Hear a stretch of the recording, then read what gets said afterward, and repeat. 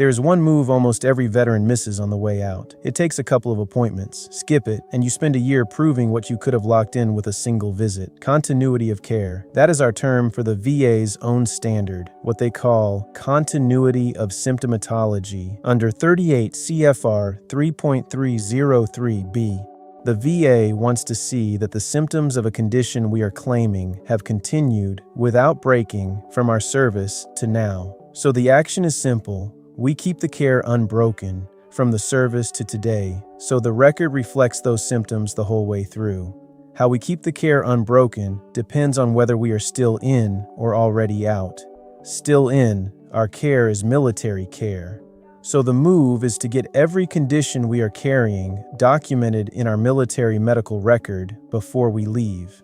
Then comes the handoff, where the gap opens for most veterans. The moment we separate, military care ends. So before we leave, we line up a civilian doctor for each condition, so our first civilian appointment lands right after we get out, not months later. We close the gap by having the civilian side ready before the military side ends. Already out, civilian care is now our only option, so we start it today. We find the right civilian doctor for each condition, get that condition documented as something we are currently dealing with, and keep that documentation going from here. The gap behind us is what it is. We do not fix it by waiting longer, so we start now. The in-service side has more to it than this, and we know it. Being seen right up to the day we separate.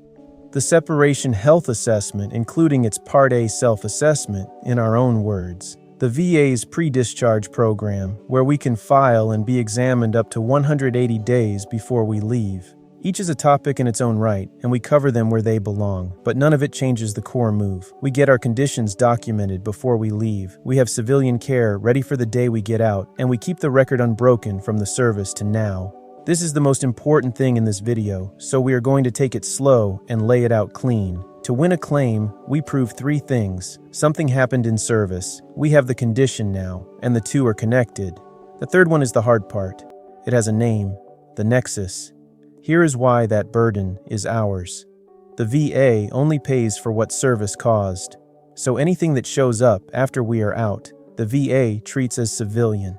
Wrecked that knee the day after we sign our DD-214, and on paper, it is a civilian knee, not a military one, unless we connect it back to service. We prove the line from now back to then, not the VA, us, and that line is where most claims die. The injury was years ago and small at the time. Now the VA wants proof that a sore knee in service is the bad knee today. Hard to show, so a lot of veterans pay a private doctor for a letter that makes the link. That letter, the Nexus, is often the most expensive piece of the whole claim. Now the rule that can erase that problem, 38 CFR 3.303b. If a symptom starts in service and keeps showing up in the record again and again, no long, unexplained gap all the way to now, the VA accepts that unbroken trail as the connection by itself. Picture it, the knee hurts in service, in the record. A year later, still hurting, in the record. Years after that, same thing, right up to today. What else could it be? The record tells the whole story. One problem, never resolved, running straight from service to now. That trail is the link. No doctor has to argue it. The continuity is the Nexus. One honest limit. This rule is for the conditions the VA calls chronic, a set list written at 38 CFR 3.309a. Things like arthritis, tinnitus, high blood pressure. A federal court, Walker versus Shinseki, held the rule applies only to that list. On the list, an unbroken record can carry the whole connection. Off the list, the record is still some of our strongest evidence. It just may not stand alone. Either way, same move. Keep the record unbroken. There is a second rule on our side, and it is one of the most important in the whole VA system. The benefit of the doubt under 38 CFR 3.102. Here is how it works. When the VA decides our claim, they weigh everything pointing toward the connection against everything pointing away. Gaps in our care and missing records. If the evidence clearly points toward the connection, we win. If the evidence clearly points away, we lose. But if the evidence comes out about even, the VA must decide in our favor. So we do not have to prove our claim beyond all doubt. We only have to get the record even.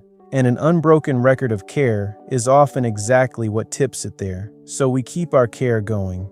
No break, every visit documented in the record. And yes, there are other ways to patch a gap after the fact. Buddy statements, supplemental evidence, private records that surface later. The benefit of the doubt itself. We account for all of them. But those are possibilities. What we are building is a probability. So we do not wait and hope one of them fills a gap later. We keep the record unbroken from the start, so the gap never opens. And that is continuity of care. One stage of the larger process of taking full control of our claim, and we run every stage the same way. We do not leave the connection to chance, and we do not leave it to the VA to question. We build the connection ourselves, into the record, from the start. Before you go, the continuity bridge is in the description.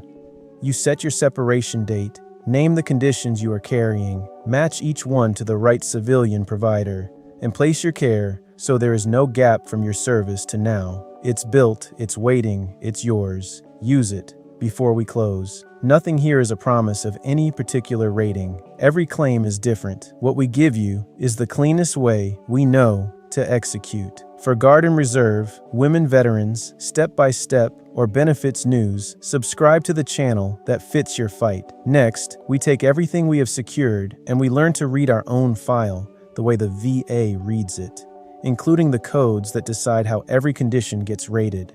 Study the plan. Follow the model.